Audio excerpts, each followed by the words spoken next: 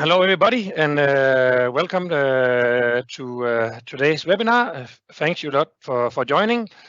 Today's webinar will be about 1 hour, where we'll have 40 minutes with presentations of the market update and some market insight, and we have left 20 minutes in the end for a Q&A session. We will have a focus on the ocean market in Asia. Why did we end up in the current situation? What is the future outlook? And what can you do to mitigate your risk moving forward?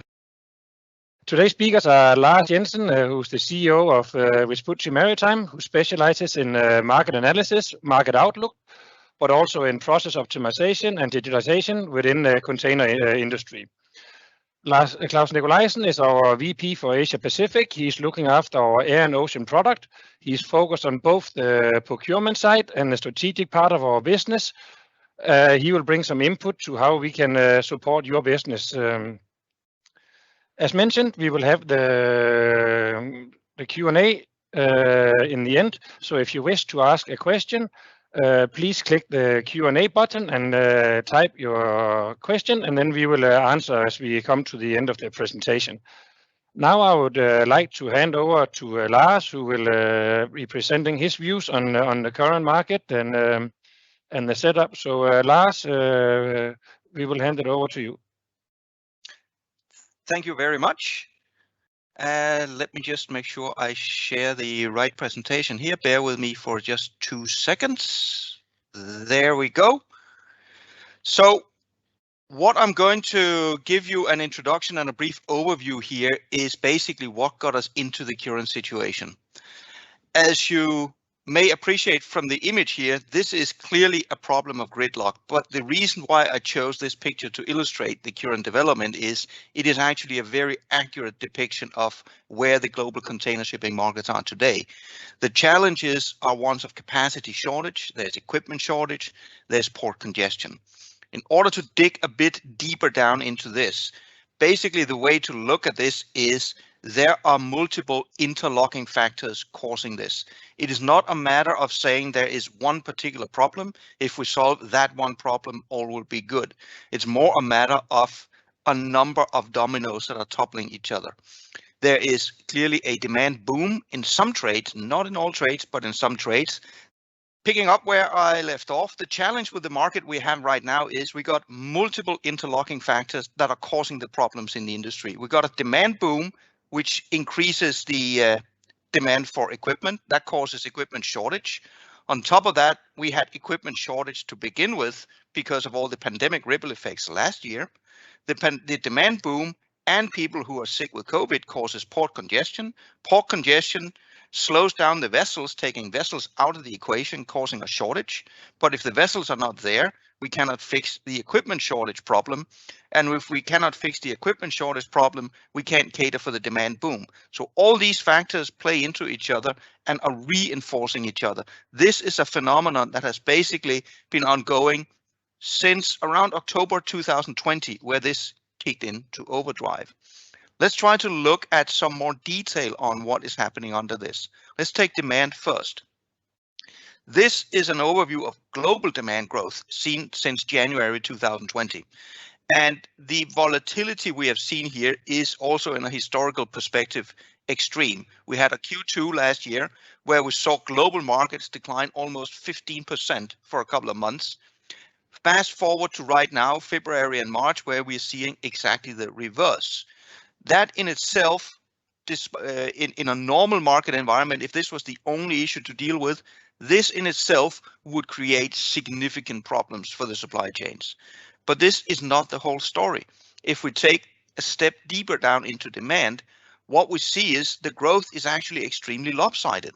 If we're looking at Q1 2021, and in this case, I'm comparing with 2019 to eliminate the pandemic effect, what we've seen is this so-called global demand boom is not global at all. It is driven especially by North American imports, then to some lesser degree by South American imports and exports from the Indian subcontinent and Middle East. You are even seeing some trades like North American exports that are outright in decline. So not only do we have this extreme volatility on global demand, it is also not uniformly distributed. This contributes to the problem.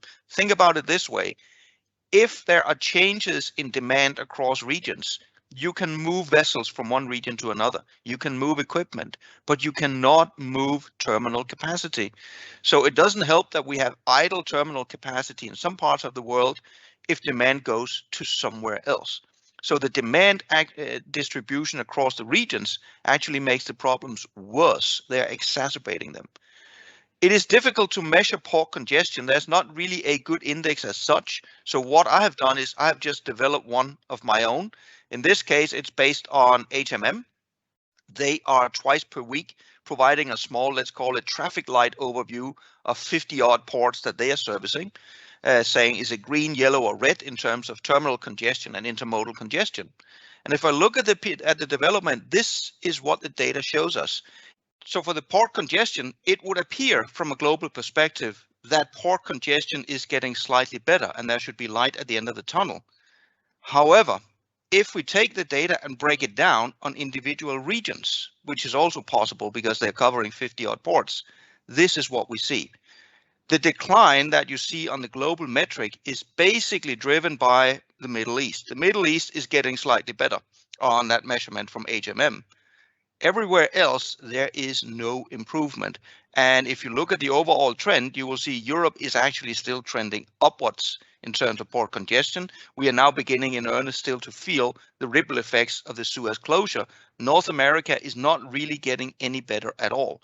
So from a terminal congestion problem, we have a challenge. So we have demand up significantly, especially in North America. We have terminal congestion still up. And that, of course, has a severe impact on freight rate levels. I don't think this comes as a surprise to anyone who has been actively participating in the markets over the last half year. And it doesn't really matter which trade lane we are looking at. So I just brought a few to exemplify what is happening. So you have the Asia-Europe service where we have seen freight rates basically increase 4 to 5-fold over the last half year. You are seeing the backhaul trades follow suit. You are seeing trades like the transatlantic, which interestingly was one of the last holdouts in terms of no material rate increases. That has changed just over the last couple of months, because from a carrier perspective, what happens is if we have shortage both of equipment and on vessels, which is actually the case, the carriers will of course redistribute that capacity to the trade lanes where they have the highest degree of profitability, eventually leading to a situation where any trade lane, no matter what the demand situation is, will experience sharp increases. We see that on the SCFI spot rates also within Asia.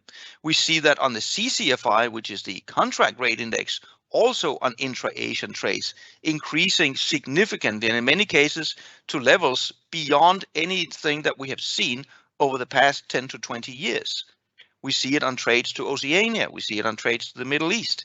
It is literally widespread everywhere. So what I also want to convey here as a clear message looking at the market, for any shipper who is fortunate enough to still be in one of the very, very few trades where rates have not gone up significantly over the last 6 months, this is extremely likely to happen because the carriers are reallocating their vessels and their equipment to the trade lanes where rates have indeed gone up this much. Now, in terms of then a market outlook, the question then becomes, will things get back to normal? When will they get back to normal? And in order to answer that question, we need to have an idea of where is the global market actually going? If we look at the global market over, in this case, the past 13 years, if you look at the graph on the left-hand side, the blue line is the demand growth for container shipments. The orange line is global economic activity measured by GDP. You see, of course, a huge spike around the financial crisis. But overall, there is, at least in the long term, a reasonable link between global economic activity as well as what is happening in the container markets. People who have been in the industry for many, many years have sometimes come across this rule of thumb that there is a multiplier, that container trade grows 2 or 3 times as much as the global economic activity. That was true 20 years ago. It is not true today. They are basically following each other quite nicely. That also means looking forward from a global perspective, this is what we should expect. What you can see here is the ripple effects from a global demand perspective are actually less this time than what we saw in the financial crisis. And going forward, we will continue to see reasonable demand growth. But how does that stack up against the injection of capacity? This is where it becomes really interesting. The green line is the outlook for global container demand growth. The red line is the injection of capacity. And this means it is the delivery of new vessels that are on order. And this includes all the new vessels that carriers have been ordering over the last 8 weeks. And from that has been subtracted a modest amount of old ships that are going to be scrapped. And the image I want to convey here is very clear. We are heading into what's known as a structural upcycle. We are heading into a number of years where demand is growing faster than supply, which means the carriers will be in a favorable market position. And this has actually nothing to do with the pandemic. This is a structural situation that was going to unfold irrespective of the pandemic ripple effects. So once we get back to normal after the pandemic, keep in mind, this normality is not what we have been used to the last 10 years. The last 10 years, we've had a market with substantial amounts of overcapacity because the carriers ordered far too many ships 10 years ago. That is not the normality going forward. The normality is a much closer balance between supply and demand, and actually an increasing tightness in the market. So will things get back to normal? To some degree, yes, if we keep in mind this normal is actually a tighter situation. When will this get back to normal? That is about, I would say, the $1 million question. If this question was asked just prior to the Suez Canal, the answer was 2 to 3 months, because that is how much time it would take to gradually remove some of the terminal congestion, which would allow a repositioning of the empty equipment to get things back to normal. Then we had the Suez Canal incident. If you look at the Suez Canal incident alone and assume this was a normal market, the ripples from Suez lasts 2 to 3 months. We are still in the midst of those ripples. So the problem is we had a 2 to 3 months outlook for normality. Then Suez Canal comes on top. Suez means two things. It means increased congestion in Europe. But what is worse, it means the effective removal of both vessels and equipment for a period of time, because either vessels were caught in a queue or they take the long route around. This is what the market is struggling with right now. This is why there is now an equipment shortage, even more acute than what we saw in the beginning of the year. That is a ripple effect of Suez. So if we take the Suez ripple effects and then put them on top of where we were prior to that, we are now at a point where it's more realistic that a reversal to normality is 4 to 6 months into the future. That puts us way into third quarter 2021 before operations can come back to normality. And here I would like to raise a small caveat, because this is assuming nothing else strange happens. And if we look over the last 14 months, something strange seems to crop up all the time. And right now, there are two elements I would like to point out that can postpone this reversal to normality even further. One is the rapid pandemic spread on the Indian subcontinent. That is ongoing right now. And the very real effect of that is going to mean port congestion. It's going to be meaning lack of trucking capacity for a while. At the end of the day, this means we're going to have to see equipment and to some degree vessels tied up for much longer than usual, effectively removing them from the global equation. How big this impact is going to be is still unclear because the situation is unfolding. But if this continues, it can postpone the reversal to normal even further. The second element, which is actually very new, just a couple of days old, is a cyber attack that brought the largest oil pipeline in the US offline, which means that in the Americas right now, they are scrambling to get enough truck drivers to drive the tanker trucks around. That is going to put a huge strain on the availability of trucks and truck drivers in the US, which could again have a ripple effect on the ability to have truck drivers move containerized cargo around. Whether that effect is going to be large or small, when the pipeline will be back to normal operation, is also at this point unknown.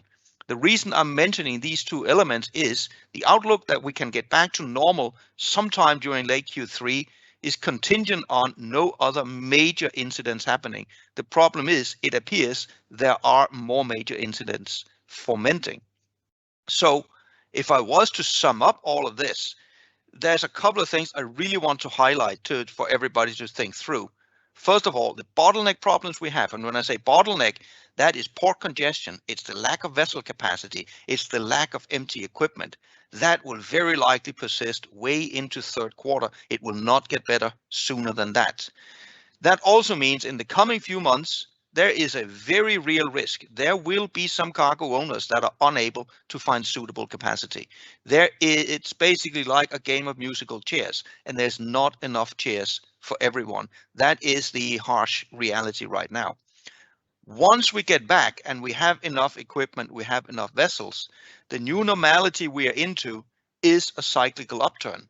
That is an environment in favor of the carriers. It means there will be tighter capacity, there will be less capacity available. That in itself would mean also higher freight rates than what we were used to before we came into the pandemic. So when we get back out to the normal operations on the other side of this, it will be to a freight rate environment that is of course lower than the extreme spot rates right now, but will be considerably higher than the rates we were used to in 2017, 18, and 19. It also means as long as we're still here in 2021, because we have this acute shortage and acute congestion, even small operational disruptions will have a disproportionately high impact. One example, there was a port strike in Montreal a couple of weeks ago, lasted a few days. Under normal circumstances, this would be a non-event because there would always be the ability to insert a small extra loader or do something else. There is buffer capacity available in the system to deal with these normal small events. Right now, at this point in time, there is no buffer. So whenever a vessel is getting out of action, which some of them do either because of engine malfunctions, that can be fairly normal. But right now you also have, from my estimates, something like 0.3 to 0.6% of global capacity is unavailable because crew has COVID, so the vessel is in quarantine. That is taking vessels out of action, and there are no replacement vessels to be had. So there will be disproportionately high impact for the next many months. And as I mentioned, once we get back to the new normality after Q3, prepare for rate levels that are substantially higher, and not for the short term, but actually for the long term, for the next many years, because of this structural upturn that we're looking into.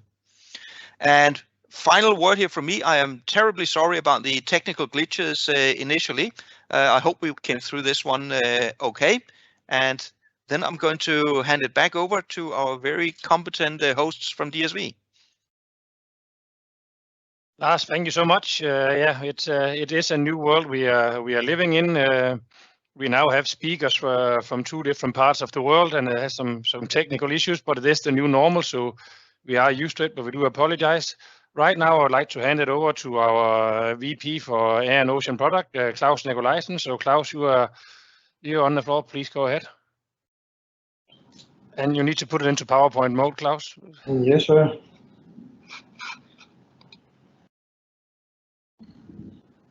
There we go. Also from my side, thank you very much, Lars. It was super exciting to hear your story about how we ended up in this ever-challenging situation, as well as hearing the outlooks and your perspective of what we can expect in the future. The next 10 minutes, it will be my pleasure to take you all through just 3 slides on how DSV can support you during these unprecedented times, but also how we as partners can get the best out of the situation. So DSV cater to all kind of client needs, and what we see right now is basically 3 different types of procurement strategies. So we see customers going out looking for a very resilient supply chain that ensure products arriving at the right place at the right time. The cost might be a little bit higher than what you could buy at in the spot rates, but it really secures the supply chain as it is. You can also source reliable short or medium-term contracts where you're fairly sure that the cargo will arrive at the destination in time. And we are seeing quite a lot of those contracts being conducted here in the intra-Asia market, especially considering there is a different value of the cargo inside the containers. I think customers need to decide on which route they go on. You can also look for a little bit more cost-conscious version of the procurement and accept that there is basically no fixed arrival time of your cargo, and understand, back to what Lars says also, that it is the higher yield containers that is being prioritized by the carriers currently. In DSV APAC region, we are around 6,000 super motivated colleagues that is supported by our a little bit more than 50,000 colleagues elsewhere in the world that are fighting every day to find the right solutions for all of you. It is about looking for alternative solutions, and we will come in to some examples of that a little bit later on. What DSV can do alone is just so much, but if we work together as partners, there is more we can do in order to make it work and in order to secure the supply chains. As I said, all our colleagues here in DSV, they are fighting blood, sweat and tears on a daily basis in the best of all of our customers' interests. So various incidents lacking from port congestions, haulier shortage, schedule reliability, rail congestions, COVID cases along the supply chain. It's all leading to this very unpleasant cocktail that we are in the middle of right now. So it's not as smooth sailing as we used to have, and we have to understand how we can try and navigate around those challenges. We always say forecast as accurate as you can and well in advance as possible, and it might sound like a broken record, but in this case, and maybe even more so in this case, the record is actually not that broken, because it is one of the things that works and can help us to help you. So traditionally, where we work with maybe a 2 to 3 weeks forecast, in the current market, we actually encourage customers to come up with an 8-week rolling forecast, where the last 4 weeks of this forecast, sort of up towards the estimated departure date, is getting a much more accurate in terms of what is going to sail. It can help us because it will help us to deliver on our promises towards the carriers, and this is something that the carriers truly appreciate during these market times here. You imagine if a container is missing a few thousand TEUs and the revenue per TEU is maybe $5,000-6,000. It's a lot of money that the carriers are leaving on the table if we are not able to fulfill our commitments to the carriers. It's also a very good idea internally in the company where there are many different stakeholders. Some of you here on the call are involved with procurement, and some of you are involved with operations. So everybody have different KPIs and targets, but it's a very good idea within companies to get aligned on what is it that is actually happening in the market. We have to accept the current supply and demand situation. As Lars just says, it's not something that is going to go away overnight, and the power is really with the carriers in this situation here. So make sure you align internally what is the mix of a relatively reliable on-time performance that you're looking at versus the transportation cost. That can help you as well. It's also important that you adapt your procurement strategy and focus on what we call a sustainable procurement solution, because there is not really any miracle proposal from any carrier out in the market. And trust me, we are in contact with by far majority of the carriers that operate in our trades, and they are all taking, you can say, full advantage of the situation as it is, and trying to get the best yield out of every single container they can. So we have to make sure that we adapt to a strategy where we accept to pay what it is the carriers are telling us to pay in order to get that ticket to get on board the vessels. So it will be a while before we are back at anything that looks something near 2019 levels. And we also know, maybe to add on what Lars he said before, that carriers in many ways have been out chartering additional equipment, so it is additional containers and ships. But this is all done at a very, very high market rate and a long-term commitment compared to how carriers are normally operating, which means that that this situation will indeed continue, and it will not be 2018, 2019 rate levels within a near foreseeable future.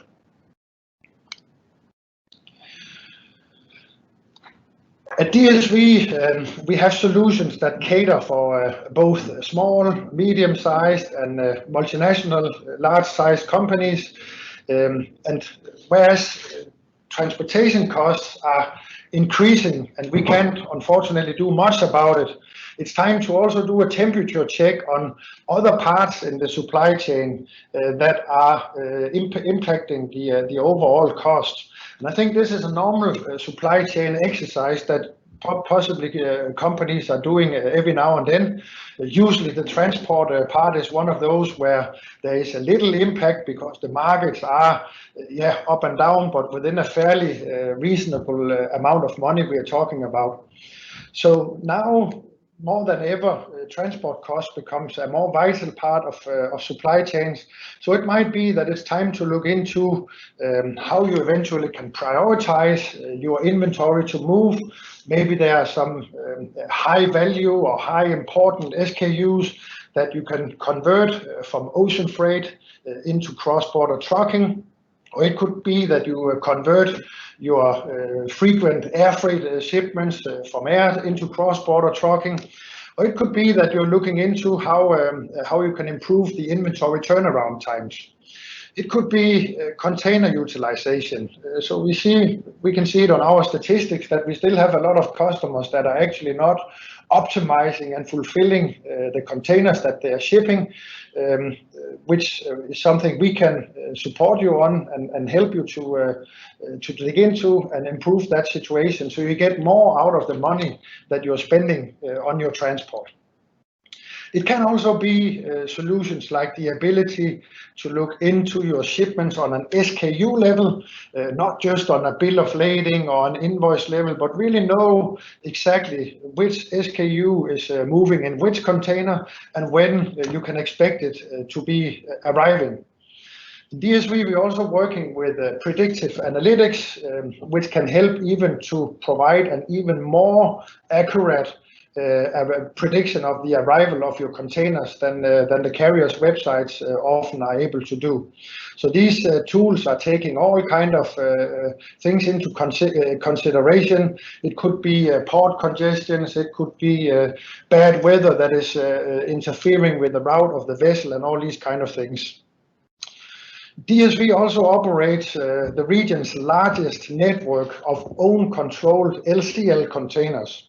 And in recent months, we have actually geared up these departures on our LCL services on certain trades to be more than weekly. So we have bi-weekly and we have 3 times a week departures because it needs to reflect customers' needs and how customers have adjusted their supply chains to fight this situation we are in.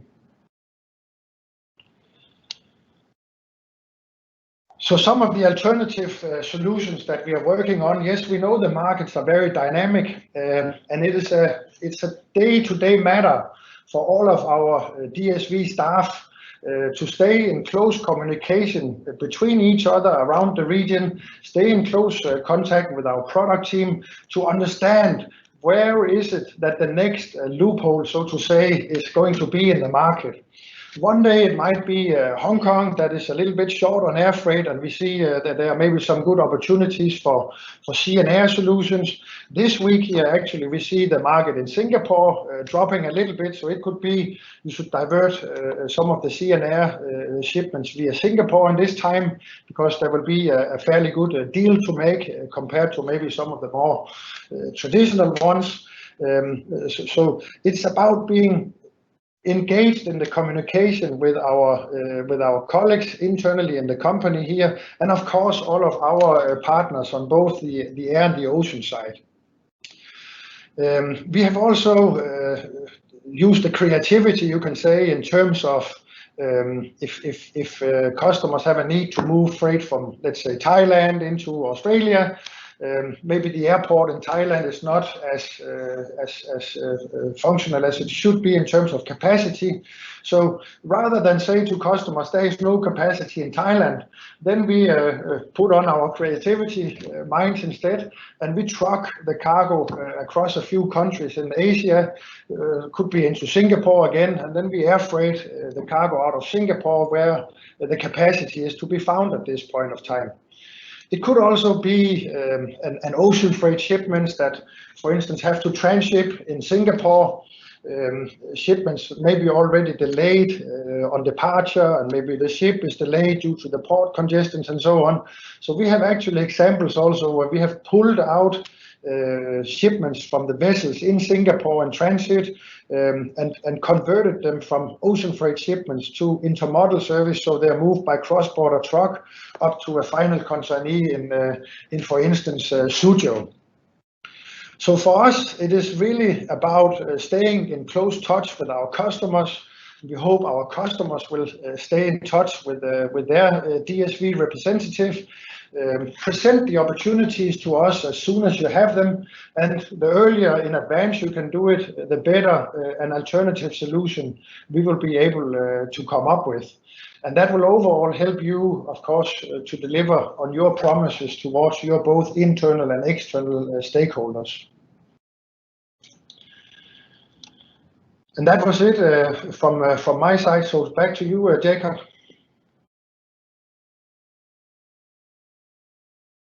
Thank you. Yeah, we have received a few questions online already. So if you have more questions, please feel free. But now we will try to start with the question that has come in.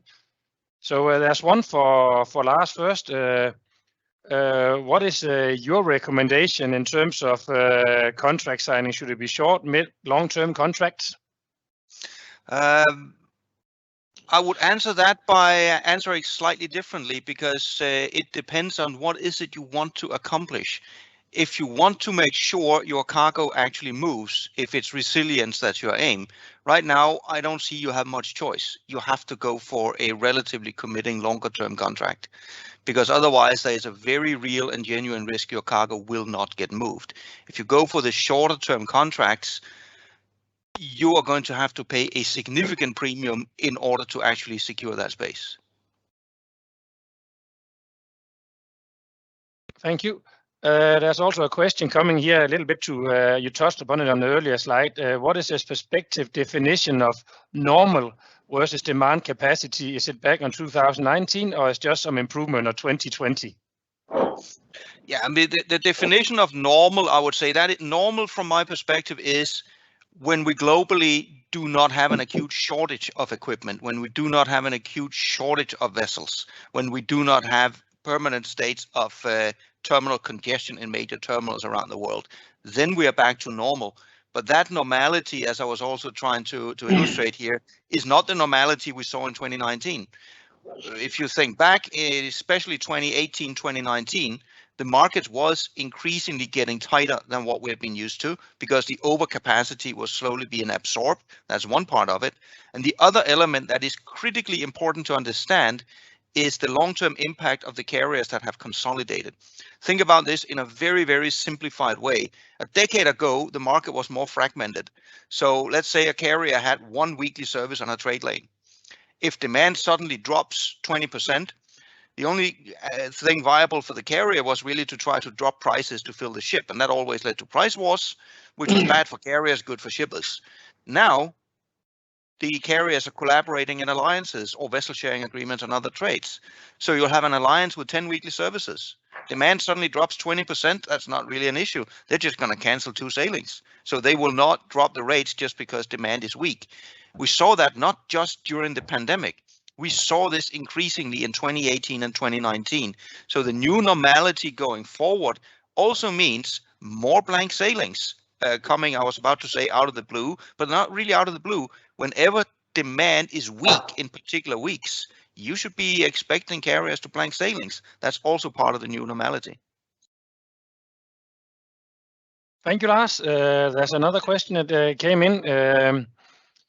Do you see the current high demand, low equipment supply leading to high shipping rate scenario last until the end of Q3 or end of this year or well into 2020 to affect all regions globally in the same degree, or do we see some impact on certain regions like Asia, Southeast Asia, etc.? Yeah, if I look at how this has unfolded so far, there is actually a progression, because the first place where you saw rates really explode due to this effect was on the Trans-Pacific. That's where we also had the demand boom first. That then draw down the equipment, which then spread like wildfire initially to trades like Asia-Europe, some of the intra-Asian trades like from China down to Southeast Asia, and then gradually here during 2021, it is spreading increasingly to all other trades. So it's not that it spreads instantly to everywhere, but it's more a slow progression. And will this continue for the next months into Q3? Absolutely yes, because we have the acute shortage. Once we get back to normal operation, will rate levels then come down? Yes, they will. Not to the 2019 levels, and it's not going to be overnight. That's also going to be a progression that if you are a shipper that needs to pay the bills, I would say from your perspective, hopefully that decline in rates can be as rapid as within, say, a quarter or so. But that remains to be seen. And again, with the caveat that it requires no other major disturbances to the system, like, for example, another pandemic wave in larger areas that soaks up equipment. Thank you very much, Lars. Then there was a question for Claus. We would like to understand what is the DSV procurement strategy. How is DSV looking at the market?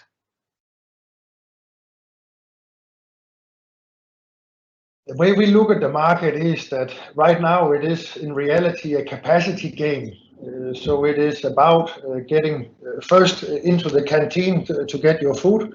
So we are indeed signing up deals with carriers on a little bit more long-term basis to ensure that we have capacity, in particular also to move our own consolidated containers, so our LCL product, because it is something that must work like a clockwork, and customers should be able to rely on.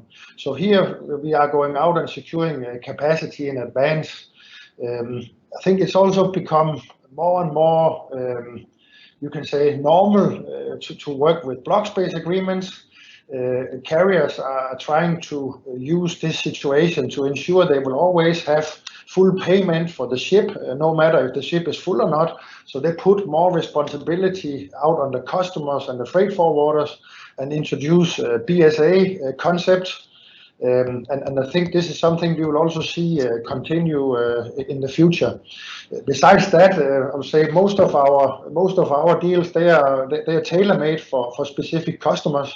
So they are fit exactly to how the customers would like their procurement to be handled. Yeah, Lars, I think you have something to add. Yeah, if you allow me, I'll just put in a comment from a market perspective, because you mentioned if customers want the supply chains to run like clockwork. My perspective on this is anyone who expects the container shipping markets to run like clockwork for the next months need to go back home and replan, because they are not. Right now, global reliability is far, far, far below anything we have ever seen before. And again, that's a result of lack of ships and port congestion, and there's nothing indicating that's going to be better.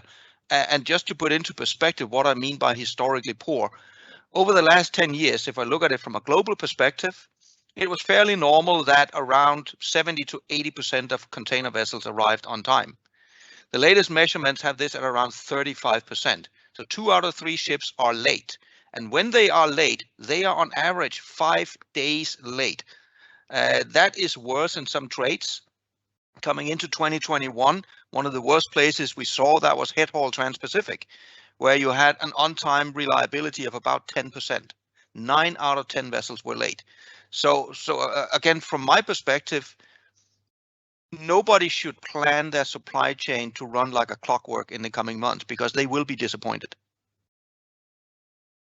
As you say, Lars, where we came from already was not very pretty with 65 to 70% on time. But what I mean in terms of clockwork is as clockwork as it can be given the current market conditions. And you're right, the average time is down around 30% now in terms of schedule reliability. So you have a mix of carriers that are in the low end of that scale, and you also have a mix of carriers that are up in the high end of that scale. So it is a matter about, again, clockwork. What do you really want to pick the right carriers to get at least the most accurate times that you can get in these market conditions. There's another question coming in. I think this one is for you, Lars. Do you see carrier consolidation continuing in the market environment? If carrier consolidation stops and carriers not disciplined, could that lead to a softer market in 2021? Overall, no, especially not in 2021. There's a nuance here, because we have to distinguish between the large global carriers and the regional carriers. For the large global carriers, the wave of consolidation has basically reached its natural endpoint. The point for the big carriers was to achieve scale, and the combination of mergers and acquisition and now the alliances means they're there. They don't need to consolidate anymore. It is different for some of the regional carriers. If I look at the intra-Asian market, that is still relatively fragmented. That will still undergo a consolidation process, not necessarily in 2021, but over the next 5 to 10 years, there will be fewer players. But I do not see a situation where especially the larger carriers right now will start to break rank and start to fight on price. They have absolutely no need to do so. Thank you. Then there's a question here again for Lars. Oh, no, actually, that's one for Claus. Sorry. Do you see an overall possibility that rail could be used as a mode to fill the gaps for the sea freight? So that's a question we actually hear quite often, but I guess it's the answer can be found in the mathematics of that. Normally a block train that operates between Asia and Europe consists of 41 wagons. So if we convert that to 41 40-foot containers, or even call it 60 40-foot containers, the capacity is nothing in comparison to a ship that moves 23,000 TEU on a route. So the rail network is definitely not geared to replace ocean freight in any time, maybe not even in our time. There are new railroads being opened up and built and constructed and so on, but it is still only going to move a fraction of the cargo that we are seeing the ocean freight being moved by ocean freight currently. Thank you. Then we have one here. There's about the congestion in Singapore, Claus. I think this could be something for you. Thanks for the alternative solutions. We definitely need to do due to current market situation, but Singapore is already so congested. What does DSV do to address that? There is not much we can do to address the issues, but we can be aware of the issues, and we can take the issues into our planning once we are planning. I think if you're planning to move something by sea and air, it is because it's not urgent enough to pay the air freight cost that is required to get it moved by direct air. So there should be some buffer in terms of the transit time provided for this service. So if you compare to the ocean freight in itself, it's also already super delayed. So you have still the same gap or the similar gap between air freight, sea, air, and ocean freight as you had in the past, basically. So for us, it's more about being aware about the delays that there are in the port and find out how quickly we can get it out of the port in order to connect to the second leg of the transport. Thank you. Claus, one more for you. How early should we book our shipments to get available vessels? It's not only a time question in terms of how early you book. It also depends on the contracts that you have, whether you're working with fixed contracts on long-term basis or whether you are intending to book a spot shipment. But you can say for things that are under contract, we recommend in this market here to book 3 to 4 weeks in advance. And here it's of course important to be as accurate as possible, but it's also about getting the booking in. So whether you in reality have 3 containers or 4 containers, don't let that hold you back from talking to your DSV account manager in terms of the booking, but give them the booking of 3 containers and then later on adjust it to 4 if you have a need for 4, or book 4 and adjust it to 3. Don't sit and hold back the information until the very last minute, because then the vessel is full and overbooked already. So 3 to 4 weeks in advance at least. Lars, another one came for you. I think you touched upon it a little bit already. Do you see the shipping lines continuing? The continuity of varying charges from shipping lines will prevail in the next coming months? Could you repeat that? I'm not sure I understood the question completely. Do you see the continuity of varying charges from shipping lines in prevailing months will prevail in the coming months? So okay, so yeah, basically all the additional adjustment factors they're putting on top of the freight rates. Basically, yes, that is definitely an issue. I've seen last year you saw the introduction. I'm sure everybody has felt that with additional surcharges simply related to getting equipment. There are now additional surcharges for congestion coming up in various types of ports. Bunker surcharges have increased in recent months because oil prices have gone up. This is going to be a continuing feature. And it's also one of these issues that to some degree seems to have flown under the radar, because there's a lot of focus, and you can say I'm to some degree guilty of it as well. I was showing graphs of, for example, spot rate indices, but we should keep in mind spot rate indices measure the ocean related charges. They do not include, by definition, for example, the equipment repositioning charges that in some trades now are exceeding $2,000 per container. So the real freight rate market out there right now is actually at a much higher freight rate level than you would even see from some of these spot indices. And as long as you have a shortage of equipment, as long as you have terminal congestion, well, the carriers do what they do best in a market situation like that. They have a scarce resource, so they're increasing the prices to whoever wants to pay for it. It's that simple. Thank you. There's another one coming in here. What do you think the real motivation for so many blank sailings is? No, the real motivation is very simple. It is to make sure you're not sailing underutilized. But let me maybe address that there are 2 elements to blank sailings. If you look at especially second quarter last year, the blank sailings was in direct response to a sharp dip in market demand. I mean, in many trades, demand dropped overnight by 20 to 30%. And the carriers blanked sailings, basically matching that demand. During that period in Q2, freight rates didn't increase. So the motivation for the carriers at that time was to ensure freight rates did not collapse because demand had collapsed. That was successful. Fast forward to the situation now. You still have blank sailings today. And I have actually seen a lot of shippers in recent months saying, well, that's the carriers manipulating the market to get rates up. That's actually not true. The reality today is whenever you see a blank sailing, it is because physically there is not a vessel. This is the lack of vessels. Every conceivable container vessel in the market that can sail is sailing. So the situation, and actually over the last 6 months, is that if there is a blank sailing, it's because there is no vessel. The carrier might then have a choice. Should I cancel a sailing on one trade to move the vessel to another trade? That means I'm going to make some customers happy because they get an extra vessel and some customers unhappy because they don't get it. But blank sailings right now at the heart is a reflection of the shortage of vessels. It is not because carriers are deliberately trying to manipulate the market. Thank you, Lars. There's just another question that came in. With rates historically high, are there rates level that could potentially revert the upwards trend, i.e. is the rate level for the SCFI index where shippers would potentially stop shipping? No, but that's a gradual process, and that has already been happening for months.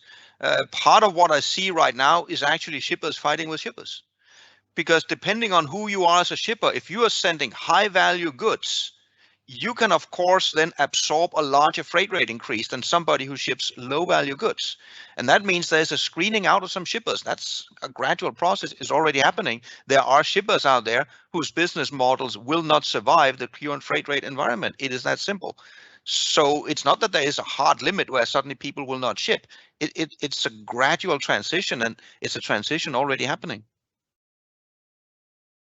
Thank you. One for Claus. If you are a BCO, would you go for direct contract with carriers or with the NOCC? I think it's both for Lars and Claus because we might be biased on that one. So maybe you would you could start, Lars, and then we'll hand it over to Claus afterwards for that question. Yeah, I mean, and I'm not going to give a clear yes and no answer because the honest answer is to some degree it depends. It depends on who you are as a BCO. If you're a BCO and you're shipping 100,000 TEU between two port pairs, I would any day of the week go directly to the carriers. I would have a lot more bargaining power on that one. If I'm shipping one container between two ports, I have absolutely no chance of getting space with a carrier. And then you have a huge gray spectrum in between there, which of course also includes how is your own logistics set up as a BCO? Do you have the in-house resources and knowledge to do it yourself, or do you need to go to an NBO? There's a whole gray space in between there. So the honest answer from my perspective is it actually depends slightly on who you are, how big you are, how much you have leverage versus the carriers or not.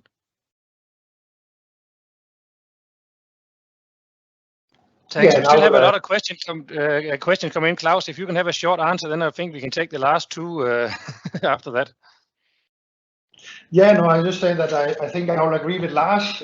If you are relatively small, medium-sized, or a customer in that level of the market, then as a forwarder, it's important to understand what's the difference between a forwarder and a carrier. If you work with a carrier, you only have one contract that you can book under.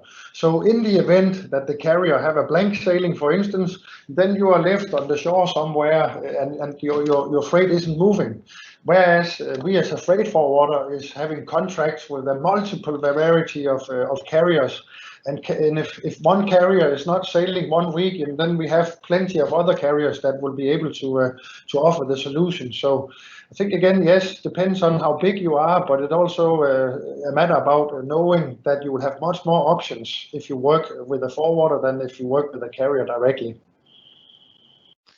Okay, we have time for one last question, Lars. That will go to you. Why are there not enough vessels? Does this mean that volume are getting higher than before? No, actually, no, volume is not necessarily up much. The problem is the vessels are tied up. Think about it this way. It's not enough I have a vessel. The vessel actually needs to be sailing. And when it's then tied up due to port congestion, that effectively means there are vessels out there that are not being used. It's the same thing with the equipment. Think about it this way. In 2019, we moved more containers than in 2020. And in 2019, there was not a shortage of equipment. There was not a shortage of vessels. So what happened? Well, what happened was when vessels suddenly sit idle a lot longer because they're waiting in queue, they're effectively not available. When containers are sitting idle because they're stuck in port congestion or stuck inland, that's effectively removing them from the situation. So it's not that we physically don't have enough vessels and we physically don't have enough containers, but they're being tied up for a much longer period of time than normal, which renders them relatively more ineffective than under normal circumstances. Thank you, Lars. As we are running out of time, it's now 3 o'clock. We can see we still have some unanswered questions, so we will actually get back to you individually on this. We will actually leave the Q&A room open for another 5 minutes. So should you have any questions, then just send your contact details, and then we'll make sure we come back to you directly. There is some unanswered questions here, which we will also respond to on one-on-one. I would also like to thank everybody for joining today's call. A big thank you to Claus and to Lars for participating today.